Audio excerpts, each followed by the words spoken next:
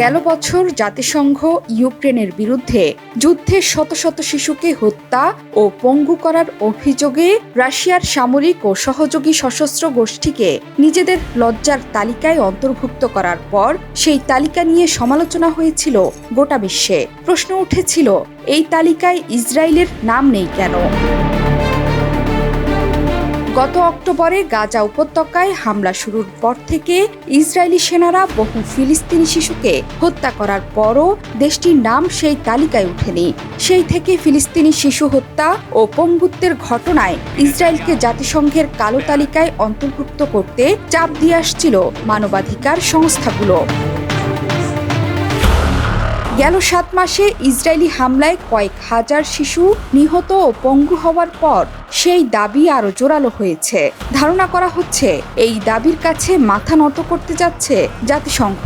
জাতিসংঘের কালো তালিকায় এবার ইসরায়েলের নাম অন্তর্ভুক্ত হতে যাচ্ছে বলে জানিয়েছে দেশটির একটি সংবাদ মাধ্যম।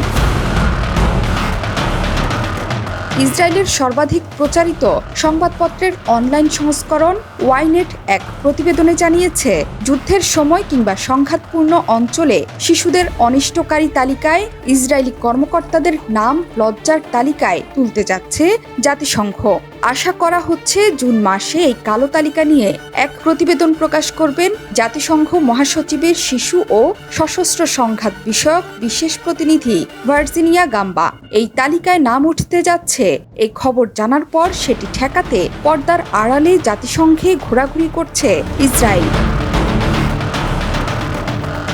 গাজায় ইসরায়েলি কর্মকাণ্ড নিয়ে জাতিসংঘ মহাসচিব অ্যান্তোনিও গুতেরেসের সমালোচনার পরিপ্রেক্ষিতে তেল আবিবের আশঙ্কা, আল কায়দা এবং বোকো হারামের মতো সন্ত্রাসী সংগঠনগুলোর পাশাপাশি তারাও কালো তালিকাভুক্ত হবে। তবে হামাসকেও এই তালিকায় দেখতে চায় দেশটি। এর আগেও ফিলিস্তিনি শিশু হত্যার জন্য কালো তালিকায় নাম ওঠে ইসরায়েলের।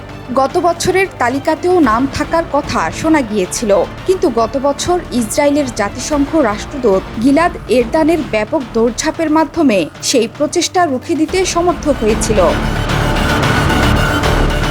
ইসরায়েলকে কালো তালিকা থেকে সফলভাবে বাদ দিয়ে ব্যাপক সমালোচনামূলক খসড়া সংশোধনের প্রচেষ্টার অংশ হিসেবে জাতিসংঘের কর্মকর্তাদের এবং তৎকালীন IDF chief of staff Aviv কোচাভির মধ্যে বৈঠকের আয়োজন করেছিলেন। কালো তালিকায় অন্তর্ভুক্ত সংস্থা ও কর্মকর্তাদের ওপর কোনো নিষেধাজ্ঞা দেয় না জাতিসংঘ। তবে এই তালিকায় ঠাঁই হলে বিশ্বজুড়ে ইসরায়েল বিরোধী অবস্থান ও মনোভাব জোরদার হবে বলে আশঙ্কা করছে তেল আবিব। সেই সাথে ইসরায়েলের বিরুদ্ধে অনেক দেশের অস্ত্র ও বাণিজ্য চুক্তি বাতিলের সম্ভাবনাও উড়িয়ে দেয়া যায় না।